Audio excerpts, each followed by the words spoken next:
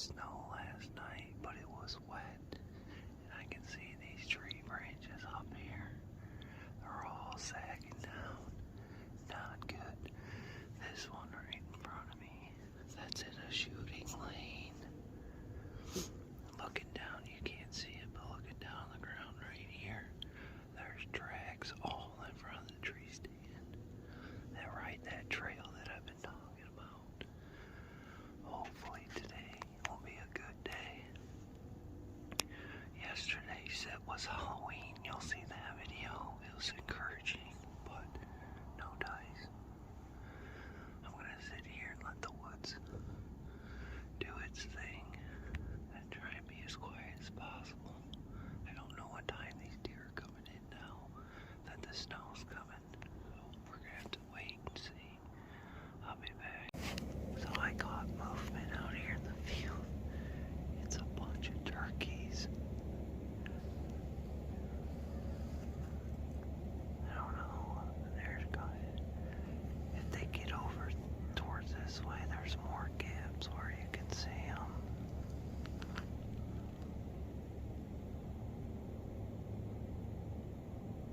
There's like 10 turkeys.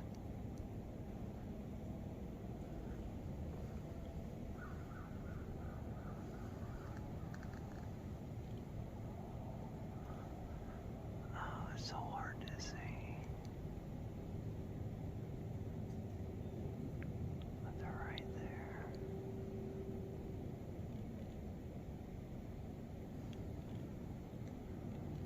See, I got this branch in front of me that doesn't help. I don't know if I can drop down a little bit. They look like hens though. I tell you, this spot makes me want to burn turkey dig.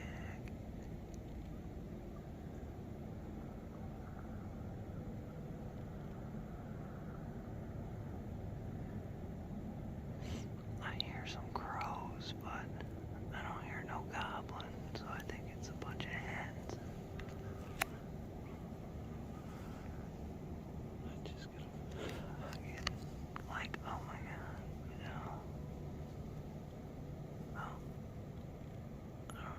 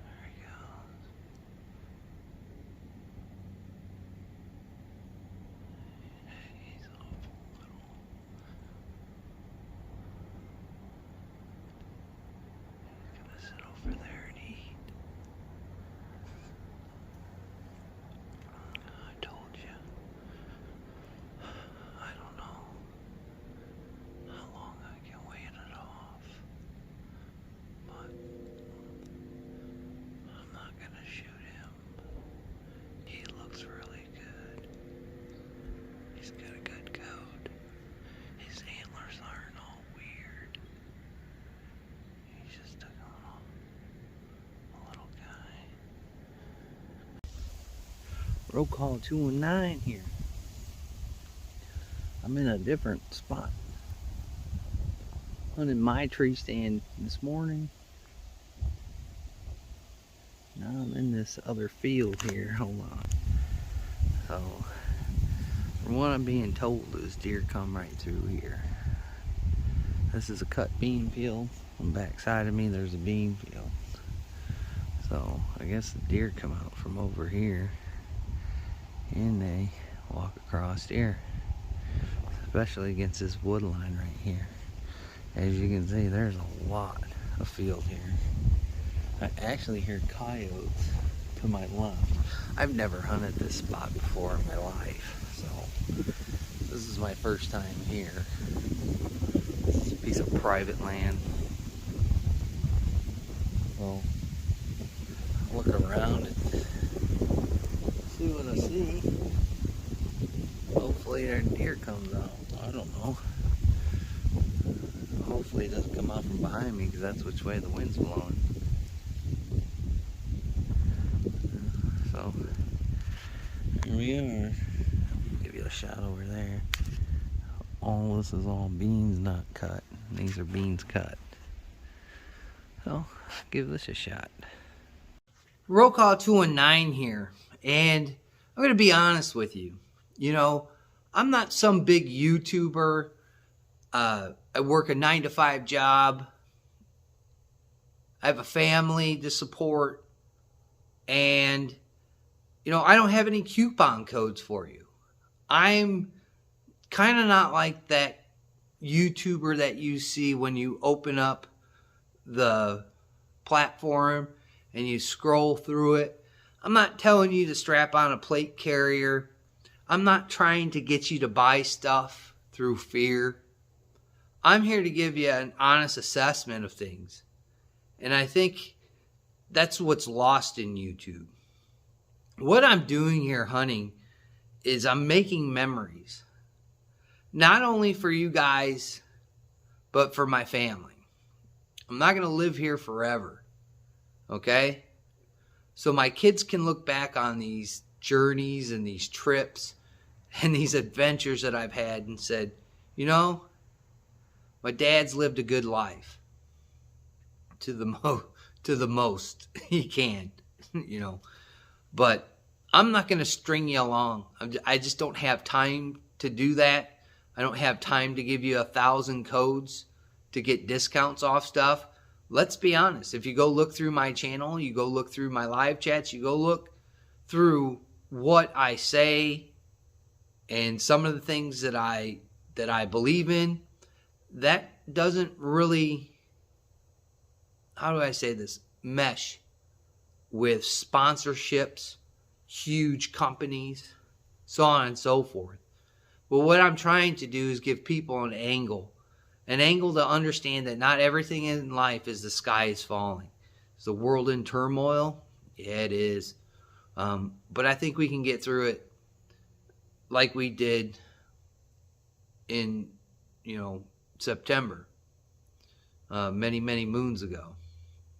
So I'm here to help you on your journey, whether it's through firearms, hunting, political banter, and I get heated sometimes, and it shows because that's just the kind of person I am. I say what I mean, and I do what I need to do. I don't sugarcoat things. I don't string people along like others on this platform do.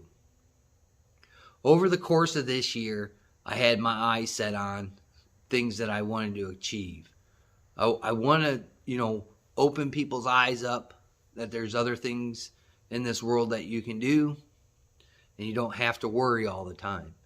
And I think I'm doing that by the gains of the people that join the channel.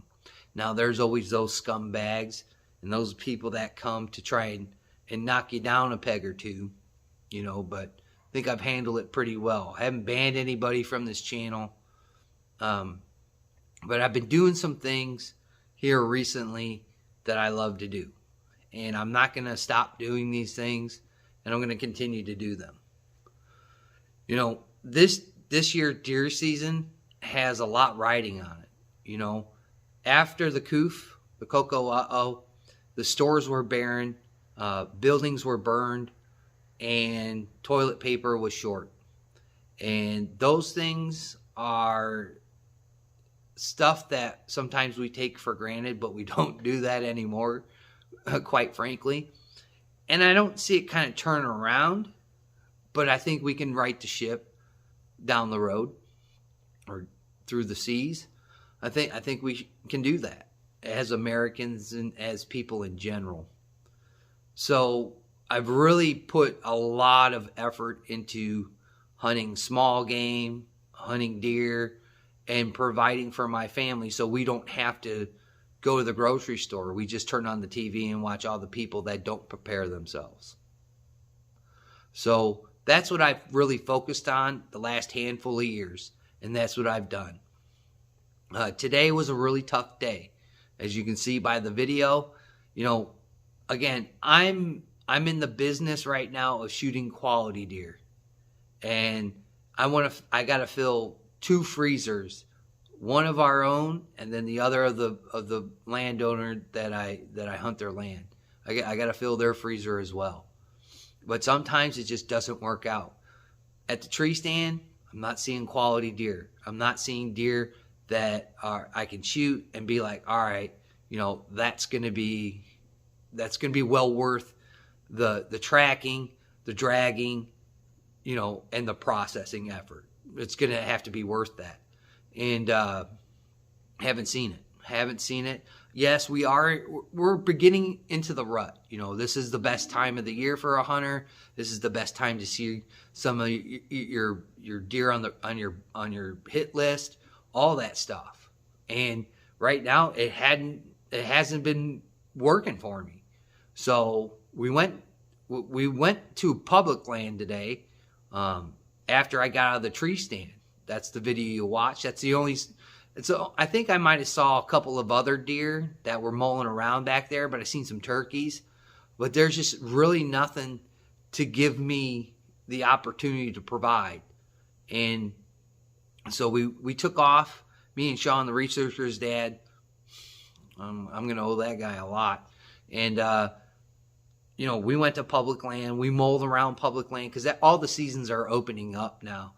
Dove is back open. Now you got some duck season, so on and so forth. You know, squirrels open. So there's a lot of things that you can go and do and harvest. So it's a good time of the year, not only for deer hunt, but for other game animals as well. We walked about 5 miles today, folks, and we didn't see much. We saw signs of things, but we didn't see much of those things. And that's just how it goes. That's why they call it hunting and they don't call it catching, you know. So we decided to leave, and as we're leaving, there's a lot of people on public land today, a lot. It's November 1st. This is the rut. Everybody's trying to get out there. Everybody's trying to shoot quality deer or deer in general to either, you know, make a name for themselves in some form or fashion on social media or to provide for their family. I'm here to provide for my family. You know, I got to take what's given to me at times. It's just the way life is. Younger generation hasn't understood that yet. But you make gains as you go along. That's how life works. So we walked around there, and while we were leaving, man, there's people at the check-in station. I mean, there's people everywhere on public land today. So he wanted to go try this piece of private property today. And I had never been there. If you see the video, I ain't never been there in my life. I didn't know what to expect, and the weather wasn't great. It just wasn't. The wind wasn't in my favor, and, you know, I kind of had my doubts there for a minute. I really did. It was cold. The wind was coming from my right side, coming from my left side, swirling around, and then finally it was just a steady stream right off my right side. And boy, you know, I was hunkered down, had my hand warmers in there, kind of, you know, gutting it out there in that stand. And I'll tell you one thing, you know, there was a lot of hope that was leaving. And again, I've never been on this land. I don't know the area well at all. And, I don't know the deer. I don't know their mentality. I don't know what they like. I don't know what they don't like, and it's a crapshoot when you do this. So we get there, and I'm sitting in that tree stand, and I'm thinking to myself, this may not happen. So I reach down, and I don't do this often, but I grab my rattle bag. I figured I want to see if there's somebody aggressive in the area. I'm going to see if there's some dominant bucks here. At my spot, I rattled just a little bit today. Again, I don't do it often, but I was just trying to see if the big guy was there. If the big guy's there in my spot and he comes to a rattle, that means he's getting a little bit of pressure from other deer. Well, that's what I wanted to figure out in this spot. I'm wondering if deer are getting kind of pressured because of the rut here. They're fighting, or they're trying to retain does, so on and so forth. It's the rut. So I do a pretty long sequence of rattling off and on. At first I start off light, and then it gets more intense for about a minute or two. Kind of chill out, and go back at it. So I rattled altogether 3 minutes, maybe, if that. And as soon as I put down my rattle bag, this deer came out. Quick one right here. We got a new TV provider, and they have a hunting channel on there. And I watched this video, or this show of this guy videoing his hunt. And his hunt kind of ended up like my hunt. And it was pretty cool.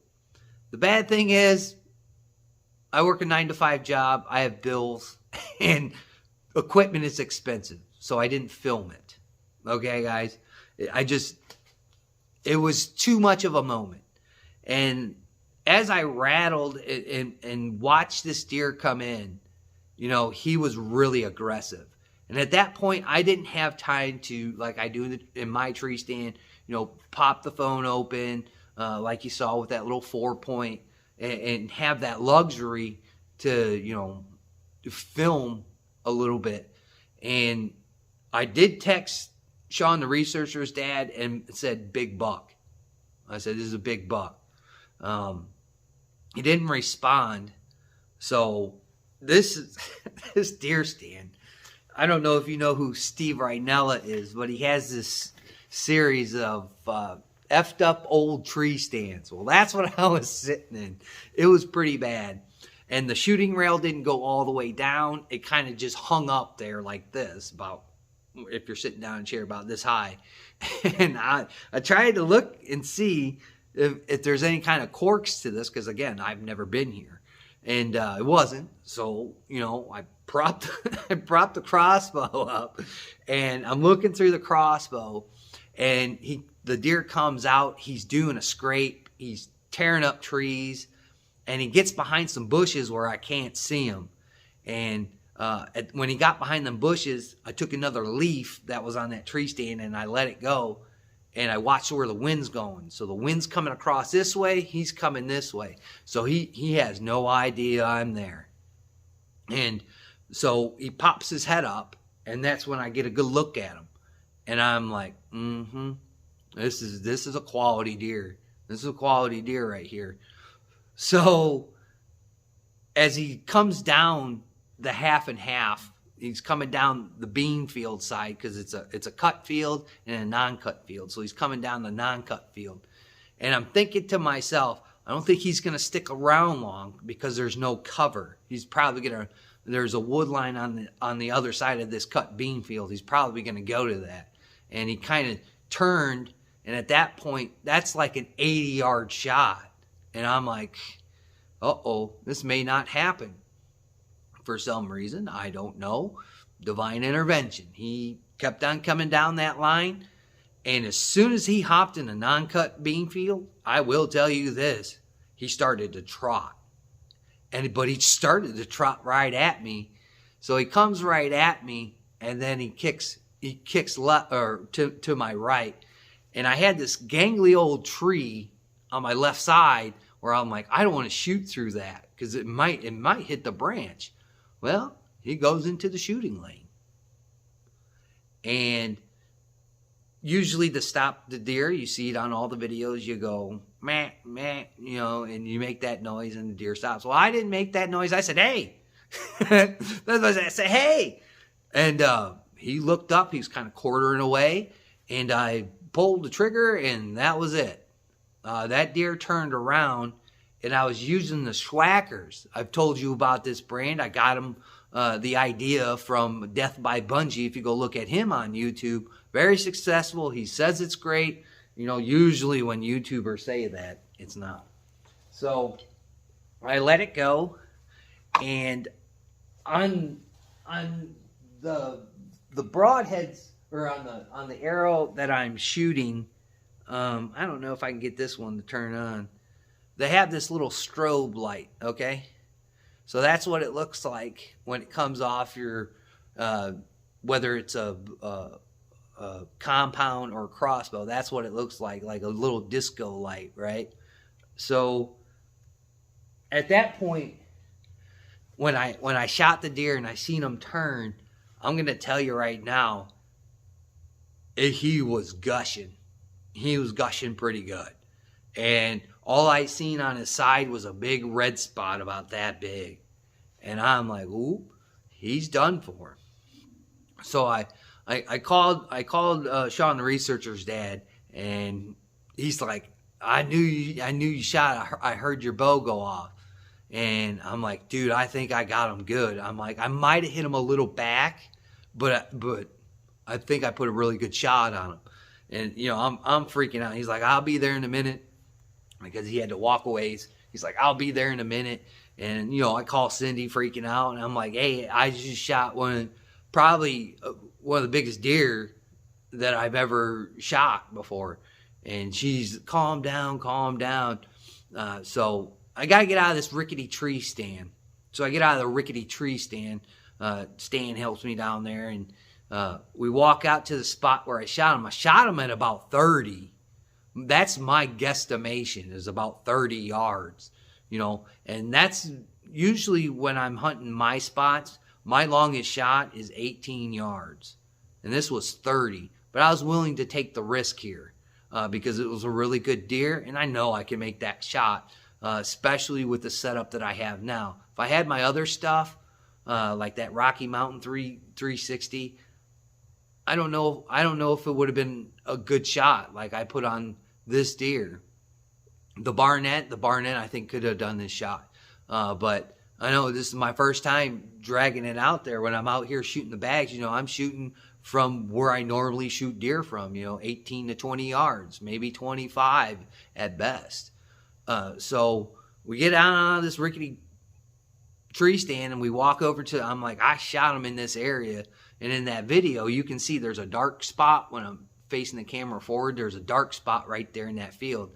And I'm like, you know, this is where I shot him at. He was about right there, a little bit up further from that dark spot, but he's there. Couldn't find the strobing going on. You know, there's no disco fever. You know, I'm like, man, I look at him and I said, I think it's stuck in him. I'm like, And so we mull around, and then we find it. So that's why we don't have no strobing going on, because it broke. So that's not good. But there's the Schwacker. Still got some hair on it.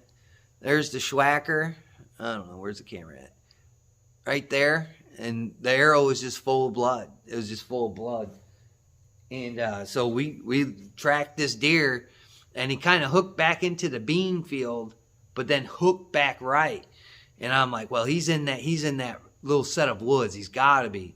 So we start tracking a little bit, you know, after I calm down, because I'm like, man, this is a really good deer, man. This is a good one.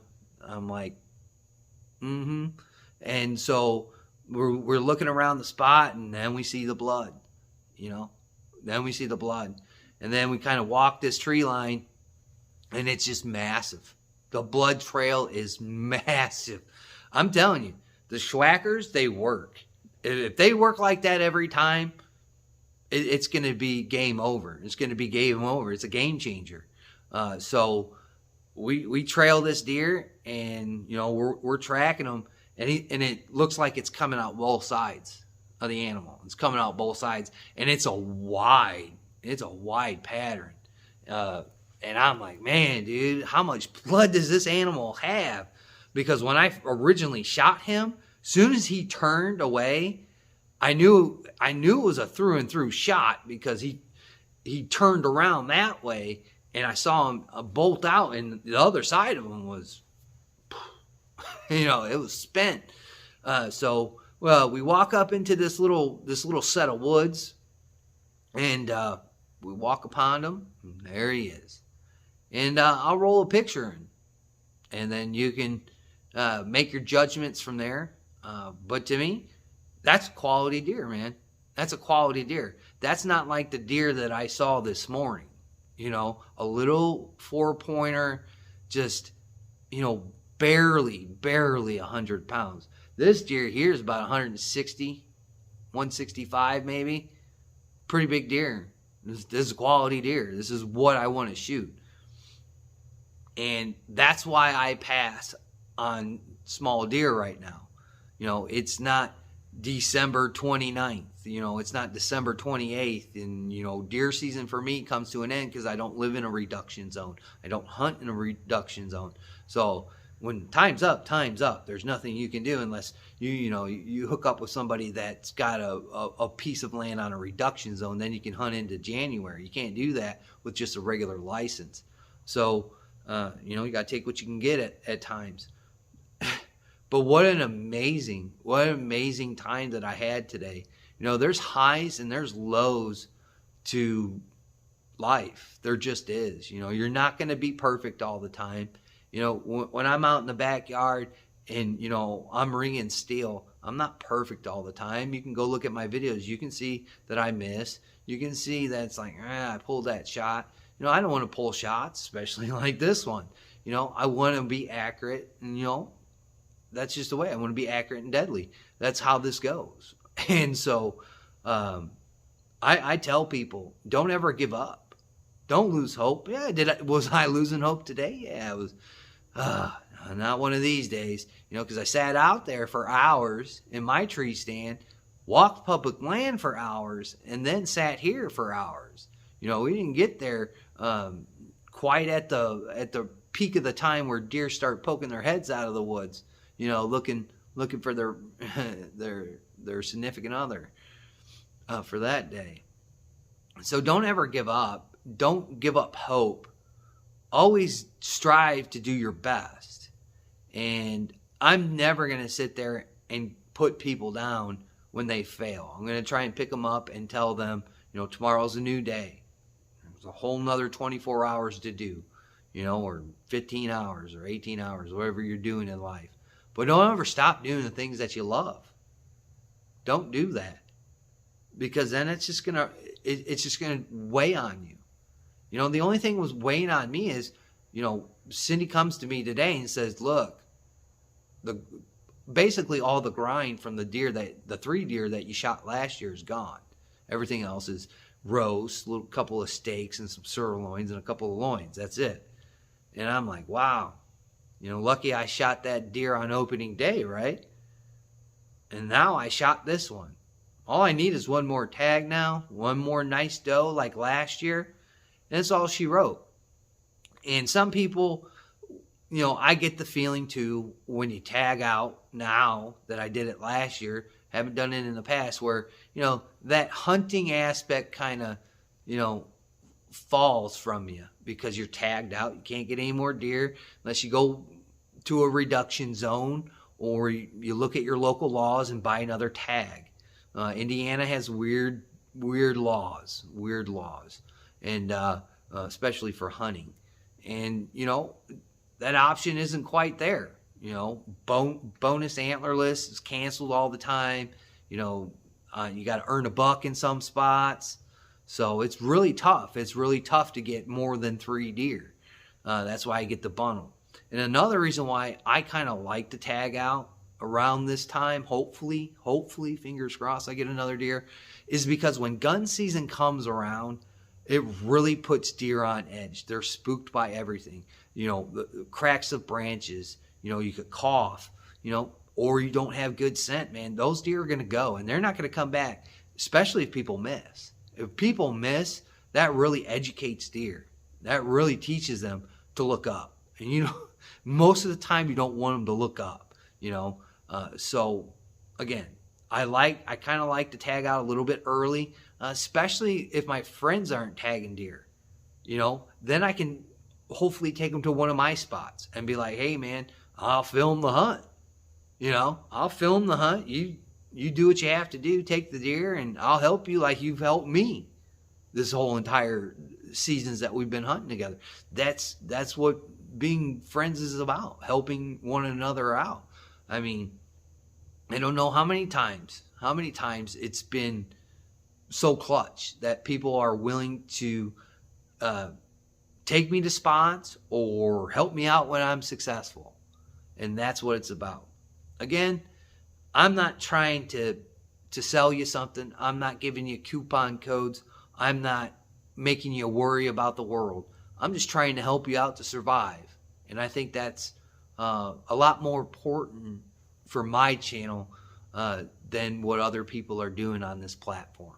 And I'm grateful for everybody that comes, joins the Rohirrim, does Patreon, came to the live chats off and on, and just was a part of the channel. Because hopefully if you take some of the things that I'm doing and you're successful for it, man, I can't ask for anything else. That's what I want to do. I want to help people, you know, accomplish things. And, you know, there's going to be those times we're going to have to put up a fight. There's going to be those times we got to, you know, yell at politicians. There's those times we got to get on social media and give our piece. But don't let it control you. Don't let it control you, because it makes your life miserable at times. Go out, do the things you love the people that you're with, and, you know, do the enjoyable things in life. And that's what I'm doing. And I'm ecstatic. I'm thankful for the friends that I have left, and I'm thankful that they come over and they share in the experience with me. I'm pretty sure that was the first time Stan see me that way. And I told him, every time I do this, every time I'm successful like this, it's like the time I came home, put feet back on American soil. That's how happy I was. That's how happy I am every time I get that little feeling inside. So, again, go out there, do what you love. Sorry, I don't have any coupon codes, but go buy some Schwackers. I'm going to tell you right now, they'll probably work for you. Get the right setup, get the right bow, maybe get the right arrows now, because this one wasn't so successful. And then I'll do a YouTube short of how we found this guy. So I'd like to thank all my old and my new subscribers, just the people that zip through. I greatly appreciate you, especially you old guys that are still hanging around. I greatly appreciate everybody that comes to the channel and has constructive criticisms and good conversation. I love it. Please like, comment, share, and subscribe for me. It really helps with the algorithms. Like always, guys, we'll catch you on the next one.